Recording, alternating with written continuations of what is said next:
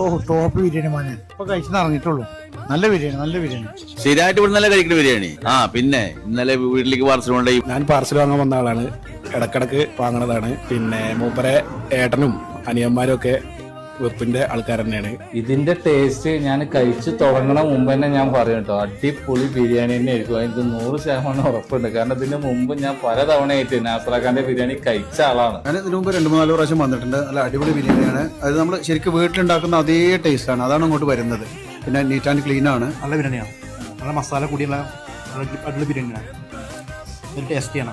അപ്പൊ നായാടിക്കുന്ന് ബിരിയാണി നമ്മളെ നാസറാക്കയാണ് തുടങ്ങിയിട്ടുള്ളത്. നാസറാക്കാനെ പിന്നെ പരിചയപ്പെടുത്തേണ്ട ആവശ്യമൊന്നുമില്ല. മണ്ണാർക്കാടിൽ കൂടുതൽ എല്ലാവർക്കും അറിയും. മണ്ണാർക്കാട് ഏത് കല്യാണത്തിനും ഇതിനും ആക്റ്റീവായിട്ട് ഉണ്ടാവണതാണ് നമ്മൾ നാസറാക്ക. നാസറാക്ക സ്ഥാപനം തുടങ്ങിയിട്ട് 10-15 ദിവസമായിട്ടുള്ളൂ. ഇത് തുടക്കാണ്.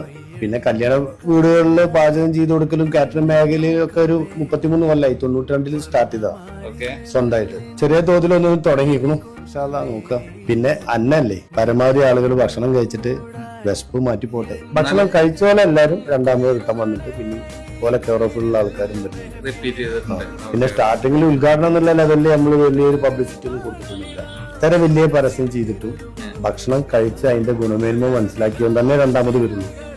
അതിൽ തർക്കമൊന്നുമില്ല. മെയിനായിട്ട് കല്യാണ പരിപാടിയും കാര്യങ്ങളൊക്കെ ആയിരുന്നല്ലോ. പിന്നെ എന്താ പെട്ടെന്നൊരു ഷോപ്പ് തുടങ്ങാന്നുള്ള ഒരു ഇത് വന്നത്? ഒന്നുമില്ല, ഈ ഒരു സ്ഥാപനം വിജയിച്ചാൽ 4 ആൾക്ക് ജോലിയാവും. എനിക്ക് എന്തെങ്കിലും ചെറിയൊരു ചായ പൈസ ഒത്തുപോരും ചെയ്യും. ഞാൻ തന്നെ മണ്ണാർക്കാട് മിക്ക കല്യാണങ്ങളിലൊക്കെ പോകുമ്പോൾ അപ്പൊ എല്ലാ വീട്ടിലും പറയണ പേര് നാസറാക്ക എന്നുള്ളതാണ്. മണ്ണാർക്കാട് ഫസ്റ്റ് ഈ വെപ്പിന്റെ ഇതില് അറിയപ്പെട്ട പ്ലേസ് നായാടിക്കുന്നാണ്. അതെ അതെ, അത് നാടിക്കുന്നതിനാണ് ബിരിയാണിയുടെ മണ്ണാർക്കാട് താലൂക്കിന്റെ ഉള്ളിൽ തന്നെ ഏകദേശം ബിരിയാണിയുടെ സ്റ്റാർട്ടിങ്. നാടിക്കുന്ന എന്ന് പറഞ്ഞാൽ ഒറ്റയടിക്ക് ആലോചിക്കുക ബിരിയാണി പണിക്കാരുടെ കാര്യമാണ്.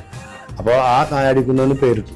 Correct location Vadakkamannam check post junction, gas ഓഫീസിന്റെ നേരെ ഓപ്പോസിറ്റ് വൈശാഖ് ഹോസ്പിറ്റലിൽ എത്തുന്നതിന്റെ തൊട്ട് മുമ്പായിട്ടാട്ടോ.